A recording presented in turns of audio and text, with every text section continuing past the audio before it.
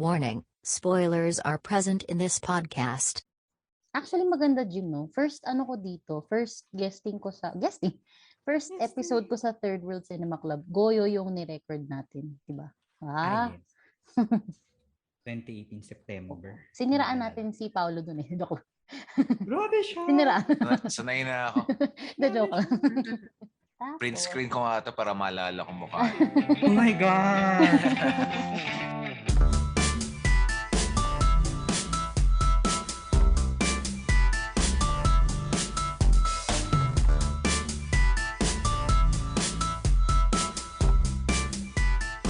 Third World Cinema Club. Baka matulad tayo sa fangirl, di ba? Yung No! Isang charing. Tapos yung kay Janine, yung dito at doon, yun yung highest naming ano. Ang daming pagbobola. Kala ko binabayaran ako ni Shilpid eh. Yun ba yung highest view natin sa Third Oo, World si Cinema dito Club? at doon. Thanks Oo. for watching. Si Pao din producer doon eh.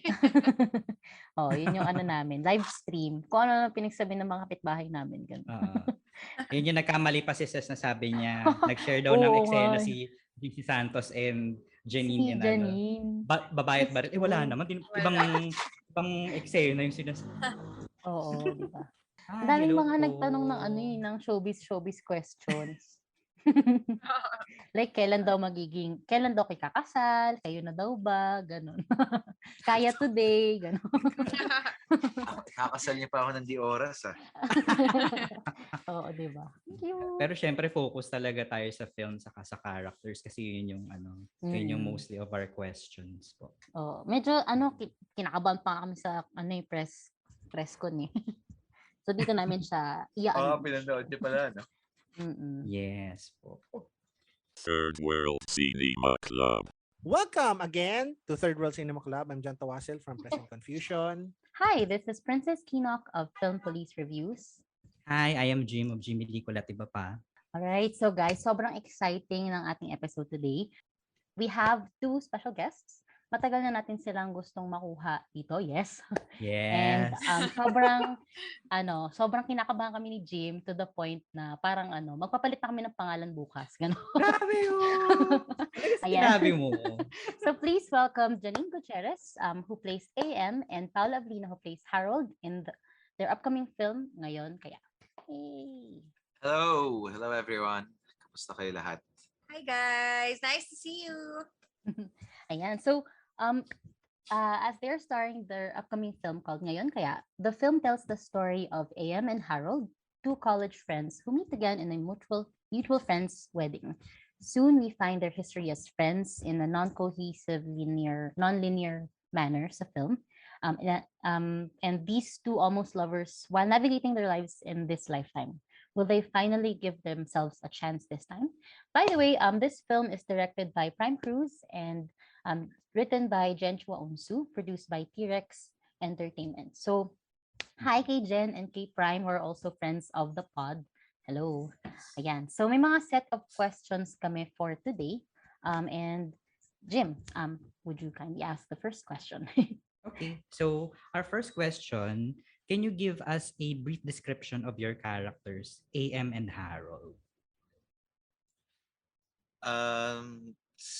Ang ginagampanan ko dito ay si Harold.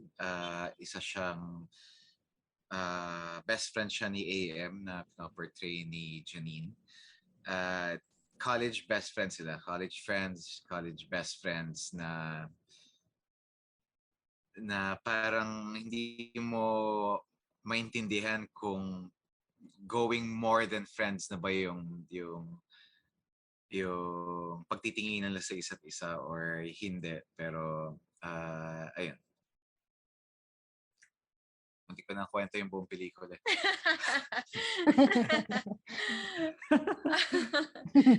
Ako naman si AM.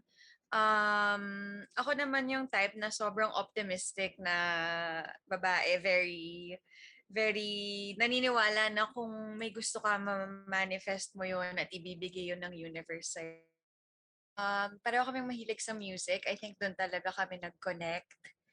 Yeah. Hindi din ako yung yung type ng girl who makes the first move. So, parang doon din nagsisimula yung plot.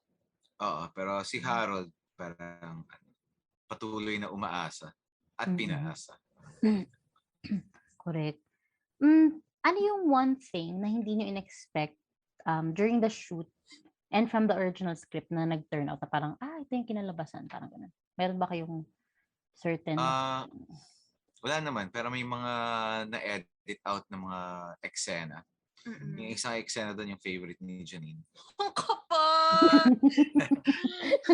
Mamaya may tanong ako dyan kasi tinanong ko si Peterson about it bilang babae. So, later on. Ikaw, Jim, ano yung sa'yo? Wow, bilang babae talaga. Wala yung specific na ano, no?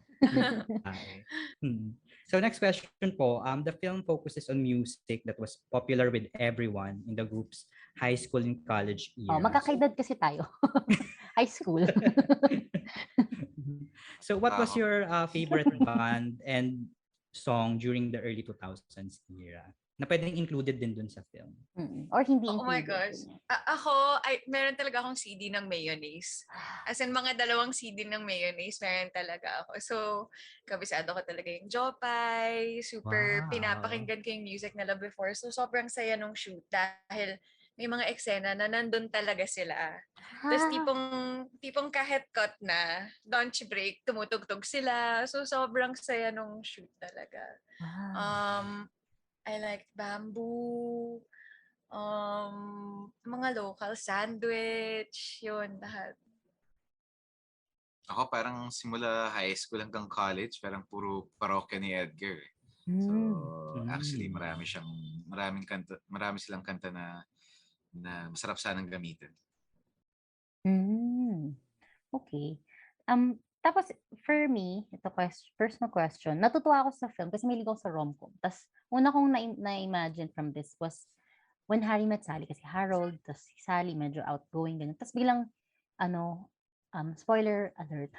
Yan. So, siya, akala ko super duper funny rom-com siya, ganun. Medyo funny siya at times, na masaya naman. Pero, hindi pala siya talaga totally funny kasi syempre sila Prime tsaka si Jen, when they write their scripts, talagang naglalagay sila ng katotohanan, yung tipong, shit, no, kapag ganun ka. So, parang dito, yung may struggle sila differently in terms of dun sa socio-economic status nila.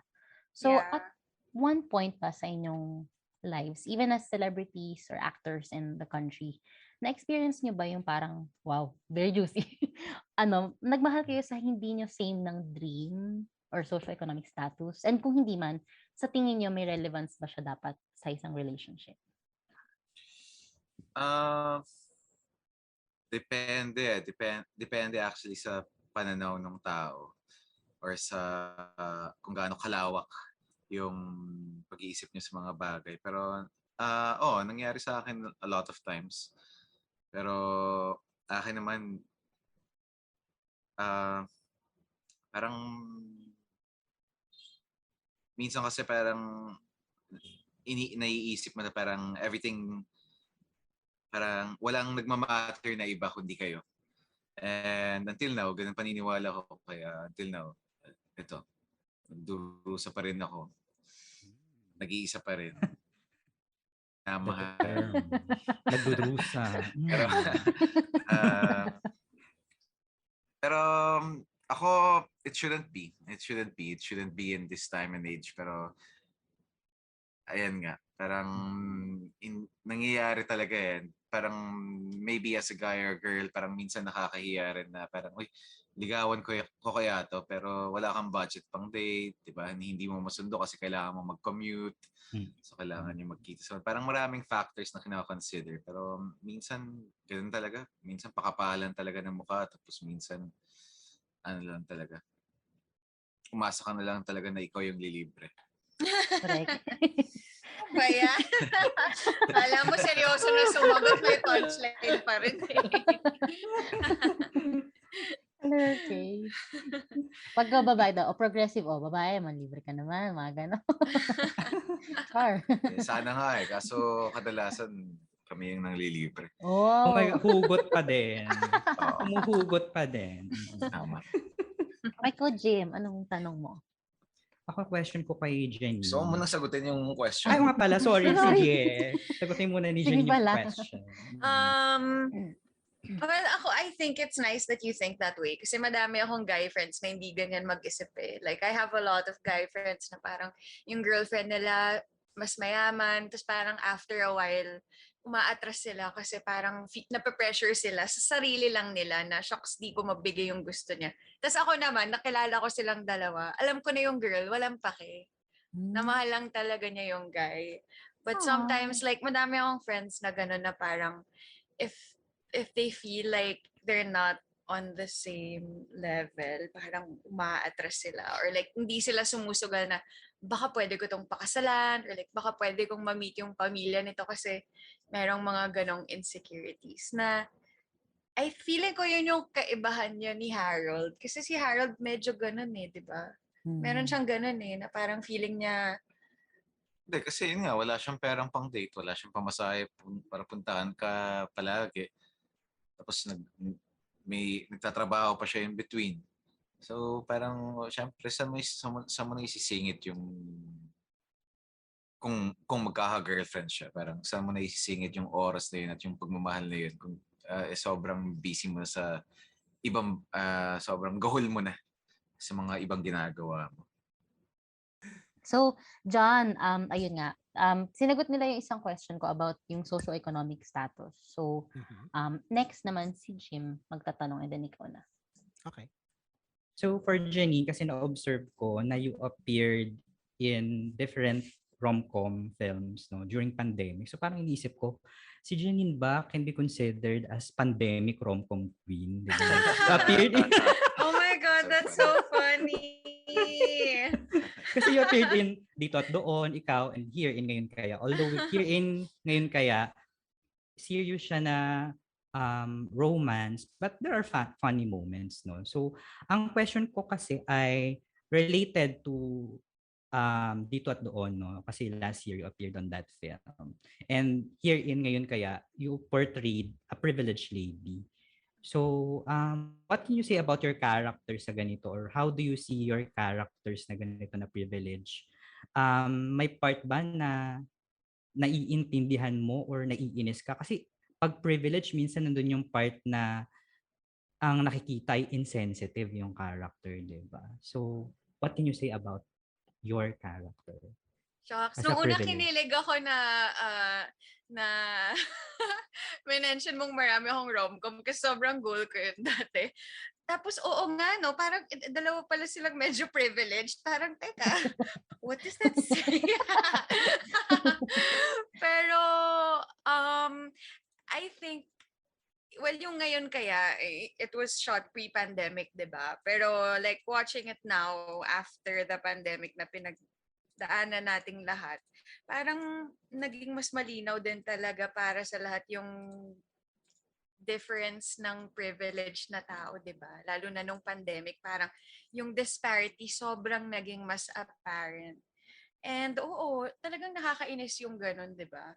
And katulad nga nung sinabi ni Pao, kaya madaming mas mga nakakaangat-angat na mayaman kasi mas madami silang time at tulong para magawa yung mga kailangan nila while most people kailangan magtrabaho and focus on other things. So, yeah, it's hard. It's hard at I think it's important na maipakita para din aware ka na nagiging ganun ka ba? Or parang kung meron kang mga nakikitang taong ganun, like what can you do about it? I guess it's nice lang to see those characters portrayed. But I think it's upbringing. Kasi sa pagpapalaki yan eh, kung ano nakasanayan mo, kung ano nakikita mo, minsan bulag ka lang talaga dahil bulag kang pinalaki ng mga magulang mo sa mga totoong nangyayari sa mga paligid mo at hindi ka aware. So malay mo ba? Pero ayan, parang it boils down to upbringing and siguro nakakatulong rin kung saang area ka pinapalaki. Like kunwari sa probinsya, mas makaka-relate ka dahil like for example ako, lumaki ako sa Baguio, wala akong choice kundi kundi maglakad, mag-jeep, mag-commute, makipaglaro sa kalsada, di ba?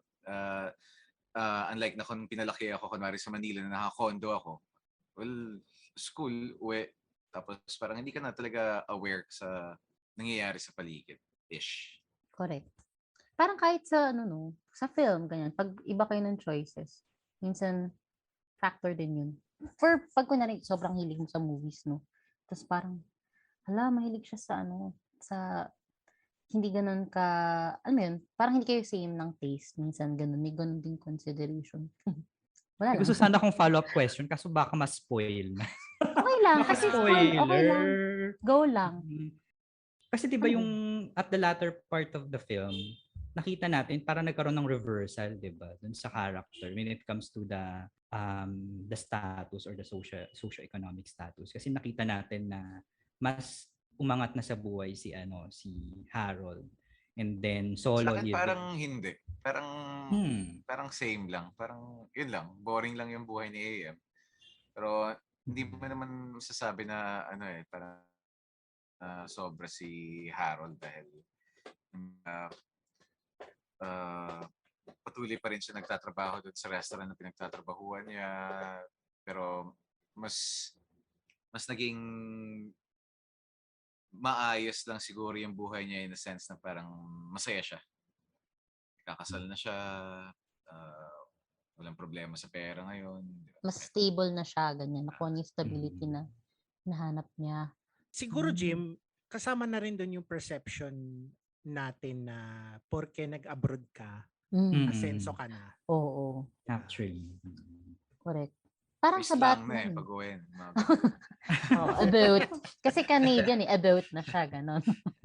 Pero promise, parang si Batman, I swear, nung nag-review tayo, iba-iba kami ng perspective ng Batman. Parang, tapos nung tinanong ko sa mga medyo alta-alta kong kaibigan, natakot sila. Sabi ko, bakit feeling nyo ba bibiktimahin kayo nila nung mga anarchists, ganyan, parang ganon.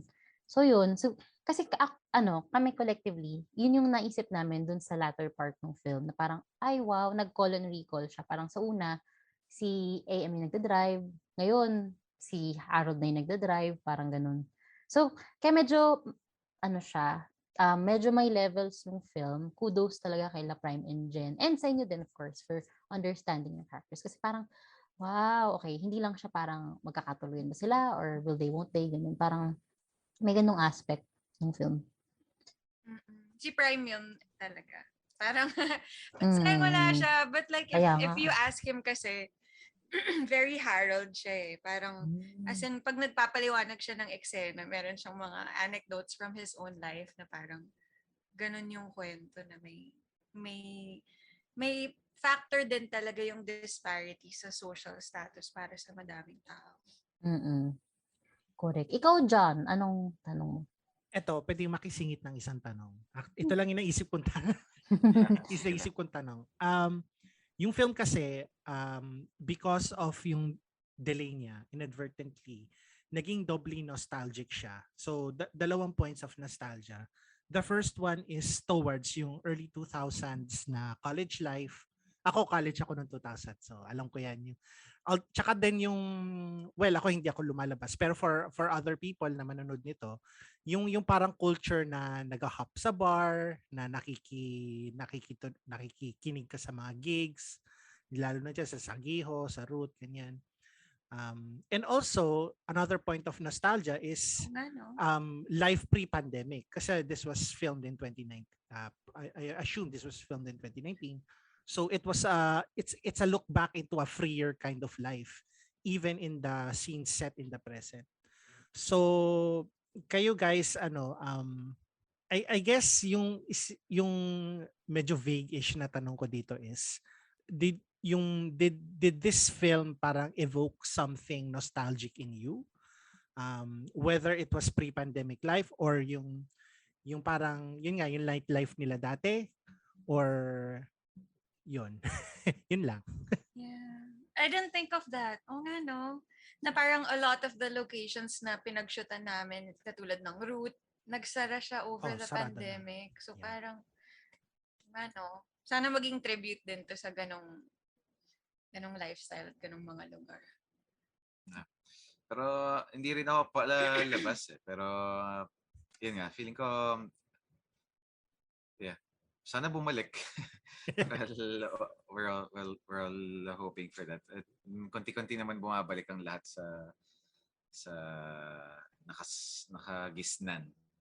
So we'll see, but yeah, one day it would like work as a nostalgia for all these places and life pre-pandemic and during our era. Yun. Follow up ko din, hindi naman question pero parang observation lang na isasama ko din sa review ko dito is yung because of that nostalgia, because of that yearning for a past life na wala na. It's kind of resonant din with the love story between Harold and AM na dati, I mean, they had the opportunity to be together. They had the opportunity to have a different life. Pero nawala na yun. Parang dumagdag yung resonance ever since the pandemic happened and yung nag-iba talaga yung landscape natin ngayon. Parang ngayon na medyo pawala na ng konting virus. Although nandito pa yung virus. Na tipong na tawag dito. Parang hindi pa tayo gising na gising. Yung galing tayo sa tulog na 2 taon. Pero hindi pa tayo as in fully awake yet. Parang ganun lang. Wala lang. Hindi yung tanong, observation lang siya. Tama naman. Yeah, Nakikita mo naman sa lahat ng bagay. Businesses, ekonomiya natin sa Pilipinas. Ma-apply mo naman siya sa lahat ng nangyayari ngayon sa bansa natin. But on a lighter note, sobrang saya nung scenes nung past. Yung parang nagpa-play kami nung college. Kasi grabe, di ba? Kung isipin mo yung sarili mo ngayon tsaka yung sarili mo nung college, sobrang ibang tao. Yung mga pangarap mo, yung pagtingin mo sa mundo, I mean, kung paano ka kumilos, ibang-iba. So, it was Ako parang fun. pareho pa rin. Parang wala I'm sure nagbago. iba. Hindi pa rin, pinapaasa pa rin ako. Hindi pa rin ako Oh my God. Sana merong naka-hook up kay Pao na lie detector habang may interviews. Parang bullshit monitor. Para lang Tumutunog alam natin. Oo, like, na may meter. May hugot pa din, ay insert siya eh, no? Napapasok. Galingan na, papasok niya eh. Pero yun, team taong bahay talaga. Mm-mm. I stand in solidarity dun sa mga taong bahay. Ako nakaka-relate ako kay Janine kasi nag-half-half ako sa college. May time na bahay lang ako. May time din na ang kalat-kalat ko talaga. Parang kabisado ko po yung mga lugar sa Timog, ganyan. So, nung nakita ko siya, sabi ko, oh my God, oo nga, yun yung time na wala ka masyadong worry, like nakamask ba, lahat ba ng tao makakawaan more ng something, ganyan-ganyan, or something, ganyan. So, maganda, tsaka in fairness, kasi halos lahat ng films na nirelease lately, may pandemic-infused na siya na parang naka-clearance na dapat, dapat pakita natin nakamask sila kasi pandemic ngayon, parang ganun. So, yun. Okay naman. I think itong next na question is for you, Jim. Or from you, Jim. Ayan, Jim. For Paolo, question ko po. Kasi somewhat while watching the film, parang it reminded me of I'm Drunk, I Love You. Kasi diba it used songs and music which helped the film. So do you think ba yung character mo as Harold has similarity with Dio? Well, aside from the face, I think meron naman. Although, most of the time we look at the story as a whole, and as when you see the film, parang, of course, it would remind you dahil nagigitara rin, parang may kasamang babae ulit na all throughout. So, but once you see the film, you'll realize it's different. It's so different from I'm Drunk. Itong question for the both of you. So, both of you appeared in the TV series na Marry Me, Marry You. So, natapos yung tambalan nyo, tinawag na, Paunin. Can you, in terms siguro of production and yung parang setup nyo, other than, of course, malamang parang bubble to or something like that. Can you tell us the difference between shooting this film and shooting the series? Well, the first one was we shot the series parang pandemic na eh. So, uso na yung lock-in tapings. And second, parang we always know naman serye dito sa Pilipinas, there's always more scenes to shoot. And aside sa pelikula, parang well, karamihan ng pelikula, parang it's actually more shots than scenes in the day that you finish. But siguro isa yun. Yeah, and I think sobrang magkaiba lang din talaga yung kwento. Na parang yung Marry Me, Marry You kasi it showed how as Filipinos, sa anong parte ng buhay mo, involved yung family mo, di ba? Pati sa marriage. Na pag pinakasalan mo, papakasalan mo din yung pamilya minsan. Dito naman sa ngayon kaya, parang it's more, aside from being a relationship, parang it's more like reflective on your journey as an individual growing up. And kung paano mo malalaman kung isang pangarap or isang relationship ay worth fighting for, or like when is it time to let go or like grow up from everything in your life. Parang ganun. Yeah. Follow-up question to that. Are there any parang directors that you as either as a tambalan or as isa-isa would like to work with in the future? Ikaw, you worked with a lot na. Yeah. Parang madami pa.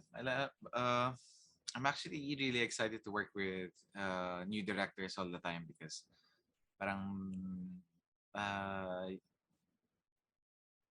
they just come out with fresh ideas, and it's also nice to collab and see how you can help and how you can improve if there are any.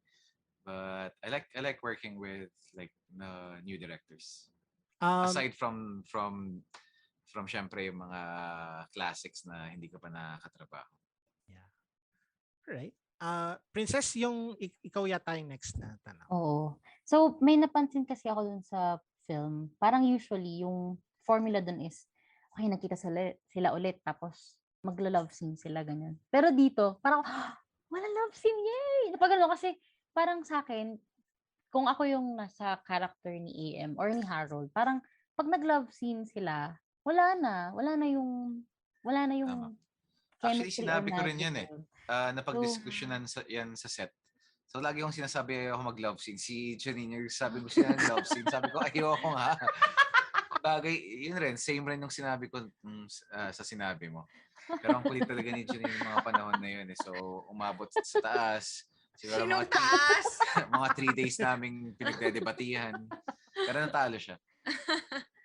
Pero it's funny you mentioned that kasi talaga happy ka. Oo, kasi sabi ko parang I mean, paborito ko nga si When Harry Met Sally. Pero nung 80s kasi, bagay siya. Alam mo yun, parang kasi adult sila eh. Parang dito, adult sila na parang hindi pa nila na-figure out yung isa't isa. So parang kung nag-love scene sila, parang okay, sige. Wala na yung alam mo yun, yung tension nila na parang, is it really real, pure emotions? Is it really pure magic? Or are we just really want to spoil everything? Parang ganun. So, nung hindi sila nag-love scene, si Jim sila nag-love scene. Kinaganon ko siya. So, kasi nga parang, at least hindi siya yung usual na. Pag nag-love scene kasi parang, okay, fan service na lang to. Gusto kasi ng mga tao, mag-keme sila, ganyan. At least dito, alam mo yun, there's mystery. Did they or did they not? Parang ganun. Abangan nyo sa part 2. May part 2. May part 2 pala. Pero sobrang habang discussion niya. And almost every shooting day, dinidiscuss namin. Like, tingin niyo ba dapat meron? Tingin niyo ba dapat meron? And we did shoot one. Okay. We did shoot one. Kasi until the end, like, hindi sure si Derek and si Jen kung dapat ba meron.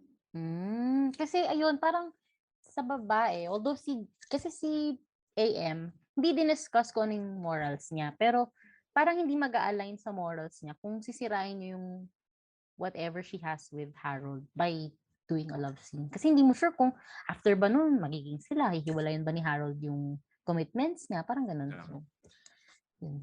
Pero since sinabi mo na rin sinute yung love scene.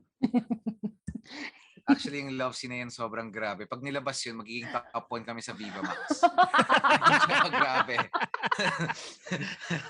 Uy, napanood ko yung sa trad media nyo. Sabi mo, tawa ng tawa si si Janine. Saan? Sa trad, parang may nagtanong dun sa press con. Sabi, nagkissing scene na ba kayo? Ganyan-ganyan, eme-eme. So, Oo, si Pao kasi. Dito kasi, di ba, madaming mga scenes na in the end. Oo. So, happy naman si Pao dun sa mga pinagagawa niya. So yun nga, kagaya na sabi namin kanina, may mga nag-send in ng questions from social media. Yes. Ang winner because madami. 2 hours ago lang siya. Mga lahat, ikakasal na ba kayo? Ganyan. Kailan magbubuntis? Ganyan, whatever. Wow! Oo, may isa ako sinagot. Sabi ko, hindi po basihan ng age ang sa pregnancy. Aww, true. Anyway, so yung isang tanong, ako na lang dun sa first, si Christian Denver Alejo from Facebook. So sabi niya, alin daw ang performances in film na napabilib kayo? Yung tipong, ay sana sa akin in-offer yan at sana ganyan din ako kagaling katulad niya. Ooh, ang ganda ng tanong. O diba? From kailan kayo ikakasal to to anong favorite performances? Either local daw or foreign. Okay lang. Daming foreign masyado. Yeah. Recently sa foreign, sobrang gusto ko yung Worst Person in the World. As Ay, in, wow. it's such a good material for the actress. Yun, gusto ko yun. Tapos, gusto ko din yung role sa Killing Eve, yung serial killer. Parang sobrang sayang gawin nun. Si Jodie Comer. Si Jodie Comer. Grabe, no? Yeah, galing niya. Gusto ko siya. Sa local, shocks ang dami din.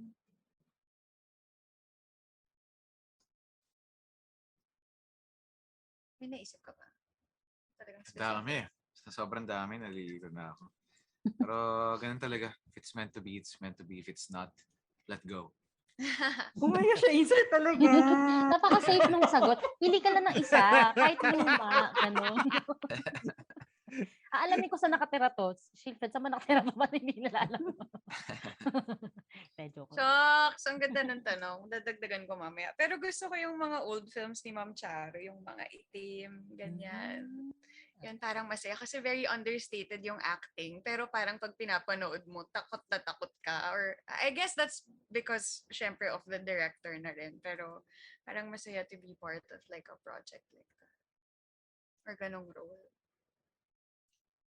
Gusto ko pa mag-isip. Pero isip ko. Tama na. Wala ka na. Hindi ako makakatulog mamaya. Text ko kayo mamaya. Mo kami, gano'n. Message na lang. Ito yun, DM is the key. Ayun. Sino susunod na mababasa? Jim, ikaw? Yes. My question from Jack David. So sabi niya, nag-e-enjoy daw siya sa vlog ni Janine. So, yeah. So ang question niya, meron daw bang possibility na makasama mo si Nora Honor sa vlog? Parang yung mga tita ko nagva-vlog with her. So, or watch na lang nila yung mga vlog ni Ate Matet or Instagram. May vlog ba si Ate Matet? Yes, sila ni Uncle Ian meron. Congratulations, national artist. Yes. Ito, from Evermore PN. Do you think friends should just hang out and then eventually magiging sila? Juicy. Good question. Ako feeling ko hindi. Agree ako kay AM. Ako, agree ako kay Harold. Alam mo, si Pao may hugot pa talaga sa film. Parang may galit pa rin siya kay AM na sa akin niya. Binubuhos. It's just a movie. Hindi po. I think meron akong favorite scene sa sobrang chick flick to, but My Best Friend's Wedding. Alam niyo ba yung eksena na nandun sila sa boat or sa ferry? Tapos dadaan sila sa ilalim ng tulay. Tapos sabi, when you love someone, you have to say it right there. Oh my Tas God. sobrang tumatak sa akin yung movie na yun nung bata pa ako na parang, oh my gosh, like it's true kasi you never know, diba, what's gonna happen. Tsaka parang, it's better to have said more than to regret not saying. So, feeling ko, dapat may umaamin talaga. Hopefully, hindi ikaw yung kailangan umamin. Pero Oo. kailangan may umamin. Correct. Ito, si Yun J. Babe, ano yung lesson na natutunan ninyo sa hashtag ngayon kaya movie? Ako, yun din. Parang tulad ng sinabi ko kanina, if it's meant to be, it's meant to be. If it's not, then you have to learn to let it go. Actually, sobrang di talaga siya rom-com. As in, it's really sad, real, and shoot kasi namin siya in chronological order na puro yung past muna. Tapos tsaka namin ginawa lahat ng present. Kasi nagpagupit ako. So thank you, Direk, dahil nakatulong din yun. And it was so sad to look back on AM's journey na parang naging hindi siya masaya or na parang feeling niya hindi niya na-fulfill yung mga pangarap niya nung mas bata siya. So, I don't know. As an optimist, parang gusto ko sana isipin na may magagawa ka para matupad yung mga pangarap mo. But then yung learning ni Pao is the opposite na if it's not meant for you, you have to let it go. So, paano kaya, guys? Correct. Parang mahirap yun eh. Kasi minsan, kahit sobrang optimist mo, minsan the world doesn't treat optimists the same. Totoo. Actually, yun yung ni AM di ba?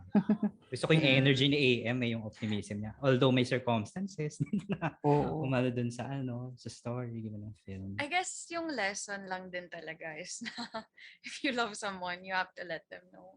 Or na parang huwag ka na masyadong pakipot or kilos-kilos din. Kaya today. Kaya today. Parang naghihintayan kasi, di ba? Sa mga malalandi. Oh. Bakit? Pwede bang love, hindi landi? Ikaw talaga puro landi na iisip mo. Hindi, kasi nakikita ko lang sa mga balita lately. Yung mga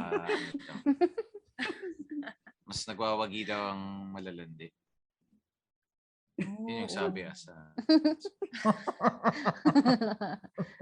balita. Ito may question from Twitter. Actually, same sila ng question from Adziniel Zen from Twitter and Gypsy Soul Diary from Instagram. Both asked, ano yung favorite scenes or lines nyo sa pelikula? Meron ako. Meron ka na. Ako yung favorite scene ko, yung deleted. Ikaw nga nagpilit ng eksena yun eh. Ay, nako. Ipatawag na si Derek Prime para may witness.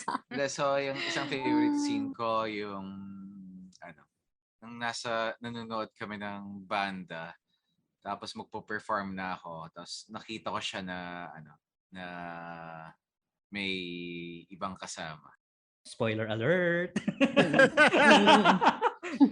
Okay lang yun. Lalagyan natin spoiler alert. Spoiler alert. Sobrang spoiler alert. Pero minsan kasi, di ba, parang actually at that point and moment, wag na. Baka dumagdag pa yung Hindi, okay lang kasi release naman namin siya after. Oo nga, pero one day pa lang. May weekend pa eh.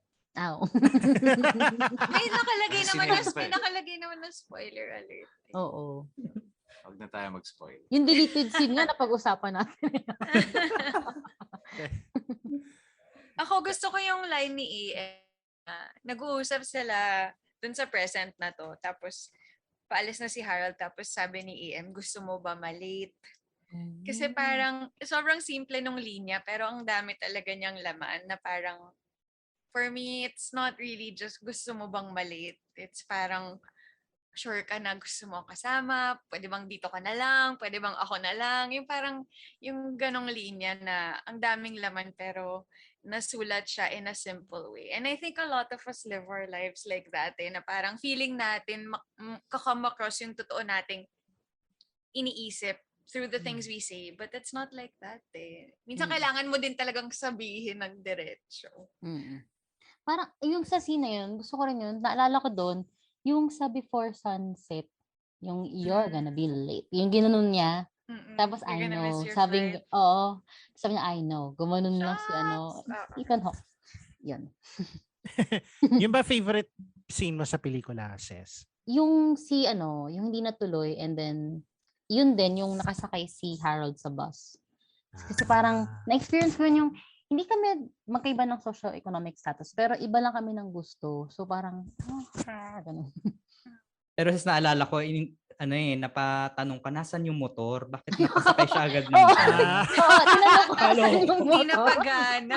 Suspension of disbelief. Charot. Oo, asan na yung motor na pinagyayabang niya? Pinayos niya. Bakit Wala nag-bus na. siya? Hindi, kasi yung motor na yan, small displacement, hindi pwede sa expressway. Eh, syempre yung bus, di ba, Bawal. nakakapag-expressway. Oh, may explanation. Explain ko lang For continuity. Game. Personally, favorite kong scene doon yung, basta yung may taong umiiyak sa airport. Tapos, yan. Basta yung may taong umiiyak sa airport. Ayoko Same tayo Same tayo Ganda dyan. nun. Same tayo dyan. Kasi parang doon na yung parang feeling mo from that scene is ginawa ko naman lahat pero wala na akong choice. Parang ganun yung lumalabas na feeling sa akin. Here's another question from Leia Parohinog from Instagram. Yan. So for the two of you, if they were to advise AM and Harold about love and friendship, ano yung bibigay mo sa kanilang advice and why?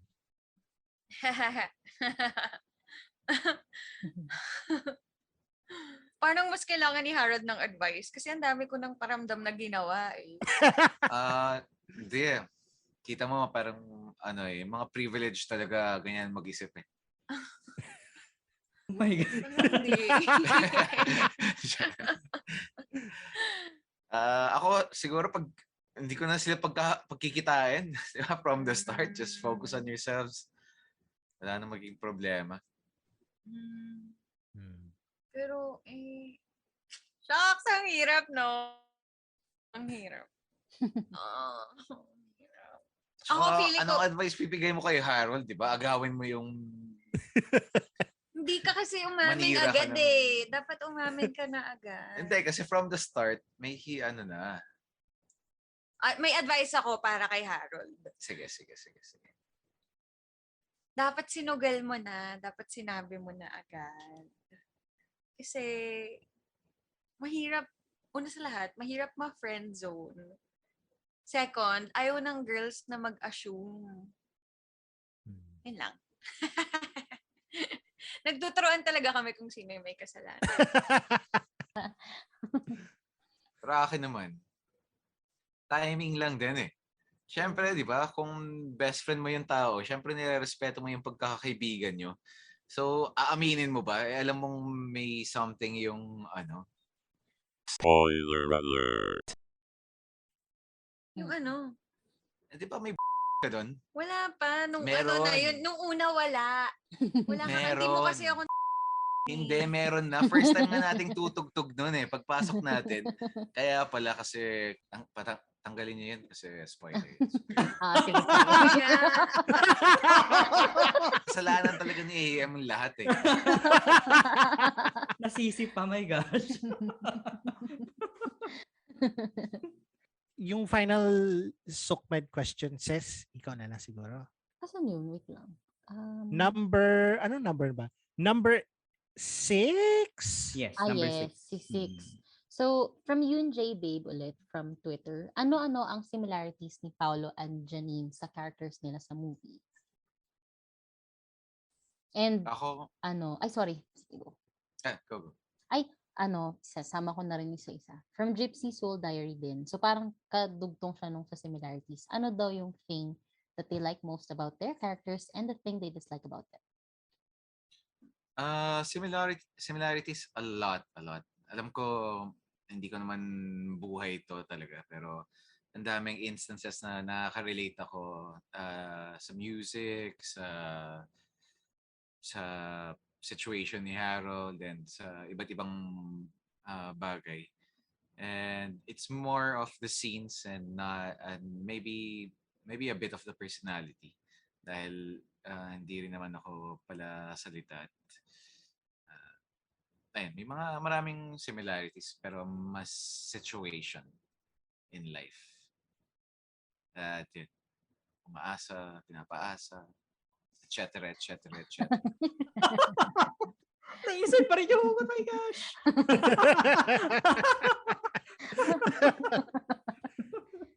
Okay. How about you, Janine? Sobrang relate din ako kay AM. Pero sobrang as in, meron din akong like mga best friends na hindi ko alam na may gusto pala sila sa akin nung bata pa ako. So sobrang nakarelate talaga. just in the sense na parang first of all, you're not gonna assume. And balik tayo dun sa what I like about AM. Gusto ko na optimistic siya, tsaka na malaki siya mangarap. I guess ang ayaw ko lang sa kanya is naging selfish talaga siya. And hindi niya talaga alam kung ano yung pinagdadaanan ni Harold. Parang mas nakafocus siya dun sa sobrang nakikita niyang idealistic na future para sa kanilang dalawa. Si Harold yung medyo mas realist. And yun, naging selfish siya. Feeling ko unintentional, parang di lang talaga niya alam. Pero dapat inalam niya. Alam niya eh. Diba, naalala mo, pumunta tayo dun sa tapos sinabi ko, blah blah blah, tong something, na sa kinukuha na dahil wala. Pero baka hindi well, sa bagay, nung college ka nga naman, hindi mo rin naman magagrasp fully yung nangyayari. One last daw from Jason Tandiwag. So, tinatanong niya lang si Jason. from Rappler. So, dapat sasabay siya kaso, marami siya engagements. Pero, yun. So, pakitanong kay Janine and Paolo what they find unique about working with each other that they haven't experienced in their other pairings. I think Pao just has such a wide knowledge of film and scripts and like knowing how to tell a story na alam din niya kung mag-work yung script. Like I remember the first time na nag-meet kami about this project before shooting. First time namin ma-meet si Direk Prime and si Jem together. Ang dami ng input ni Pao about the script na parang kailangan may idagdag na ganito or ganyan. So, I like na he's the type of actor who's super involved. And di talaga siya gagawa ng petics. Like, hindi siya just there to be there. Parang kung gagawa siya, it's gonna be like everything and buo and maganda.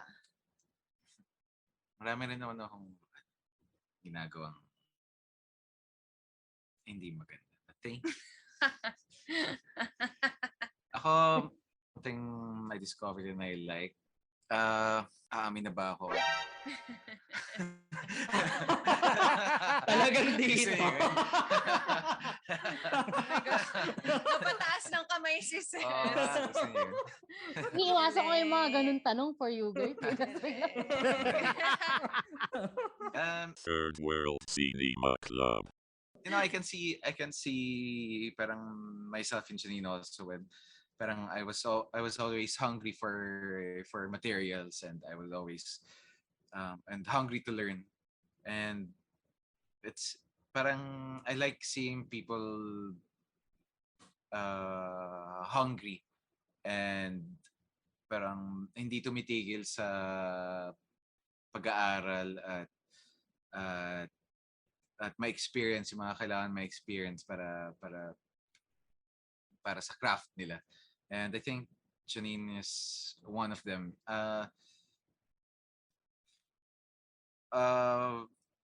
maybe I know more dahil mas maaga ako sa kanya sa industriya, pero I wouldn't say parang I wouldn't like, well, I really appreciate the words, but I wouldn't put myself in that pedestal dahil marami rin naman akong nakikitang mga pagkakamali at mga maling ginawa ako at diskarte.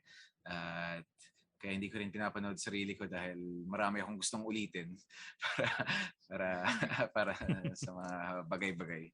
Oh. But yeah, I'm still like Janine, and I'm still hungry for to grow. Nice. Thank you so much. So, we have this segment na we always do before, nababalik namin because we like you guys so much.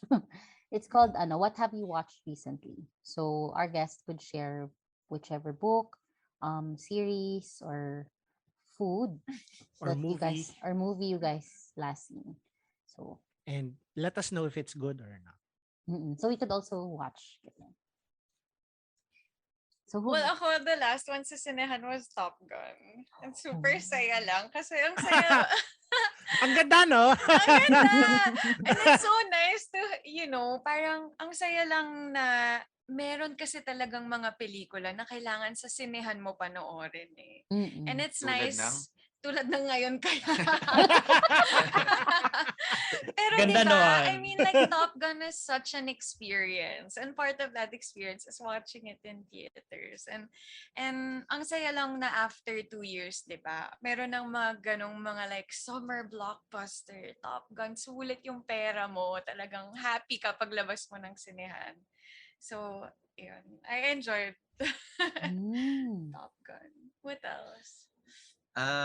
Sige, ako yung last na nagustuhan ko, ano siya, foreign film. Hindi ko nakalimutan ko kung Finnish or Swede. I think it was Finnish. Finnish, yeah. The Innocents. Oh, okay. Yeah, mga bata sila. Ganda siya. Tapos, what was the other one? Yung Korean. Yung Korean maganda na Death. What's that? Ang title nun? Shocks. Korean na death movie. Tapos yung guy, yung contribution. Si... Midnight? Yan. Midnight. Maganda yan. Yan, masaya yan. Masaya din yun. Pinanood ko kasi may role ako na death. Anyway, sobrang Oh. ganda. Wow, okay. What else? Lang isang araw na nakatulugan ko. Pero papanoorin ko ulit either today or tomorrow or the day after or next week. Diner in America or Dinner in America. Nakalimutan ko yung title niya. Okay rin siya. Piling ko magugustuhan niya. Ito. Pati yung una ko sinabi, The Innocents. Si The Innocents. The Innocents is a Norwegian film. Ayun, Norwegian. Pero marami kasing film na The Innocents, no? Kasi Deborah Carr may The Innocents na. Tama. Classic Yun. horror. Norwegian yata yun, ng mga bata. Okay. Meron pa akong pinanood na isa na medyo campy pero maganda eh. The Hatchling yata. Basta yung logo niya may pulang itlog. Tapos may babaeng nakayakap. Very recent film to. I think Recent yata. 2020. Is this a body horror film? Ish. Medyo camp. Yung ba yung sa Fantasia dyan? Yung ito yung sa Fantasia. Yung nangitlog. Naalala ko lang. Sa Fantasia. Nice. Ako ay mauna na ako dyan Yung Sige, sa akin. Kasi yung boyfriend ko, tsaka mahilig kami sa forensic na stuff. So natapos na namin si Forensic Files and all that. So sa Discovery Plus, may pinapanood kami yung lagi pag pinapanood niya, ako yung nakakatapos. Siya, Evil Lives Here, yung title niya. So, Evil Lives Here, pero fun. Siya, yung spin-off yung pinapanood kasi medyo corny yung usual. So, Evil Lives Here, Shadows of Death. Pinaka-paborito ko yung bathtub na episode. Tapos, yung mga best friends ko, nag-watch party kami ng Are You Afraid of the Dark? So, pinanood lang namin. Classic yun. Oo. Ang pinapanood ko sa YouTube. YouTube lang siya. So, ang pinaka-paborito ko is yung clown na episodes. Tsaka, yung tungkol sa Vanity Mirror. Yun lang. Jim or ako? Sino gusto mo ba, Jim? Or? Sige, okay. Ang napanood ko Recently, kasi LGBT month, no? So, thematic. Parang meron kasi akong watchlist. Fire Island and His. Yan. Oh my gosh, I wanna watch Yung Fire Fire Island Island. na puro lalaki. Yeah. Puro sila gays. Okay. It's fun. I wanna watch. Kasi ano ba to? Nasaan siya sa Netflix? Gay adaptation of Pride and Prejudice ni Jane Austen. And ang ganda ng pagkaka-adapt. Persuasion Ano daw po? ba? Pride and Prejudice po. Pride and Prejudice. Sa Hulu. Hulu siya. Tama. Sa Hulu ko nga nakita. Yeah. Enjoy siya. Fun. Ganun. Parang sarap ulitin. Kasi bihira yung mga ganong effective na gay rom-com. His naman very serious. Para siyang Kramer versus Kramer na gay Japanese version. Oh. Kasi from the start parang romance yung film, and then nagkaroon ng court drama case because yung isang lead actor, yung lead character, meron siyang anak, nagkaanak siya, and then pinaglalabanan yung custody and nagkaroon ng parang divorce or settlement. So serious yung His. Yun po. Interesting. Ano yun yung director nito si what's his name? Si Rikiya Imaizumi. He directed a bunch of films. Pero I think ito yung first niya na ganung genre, no? Anyway. Sa akin naman, I watch a lot of films recently. Yung Viva Max saka na lang yan sa next episode.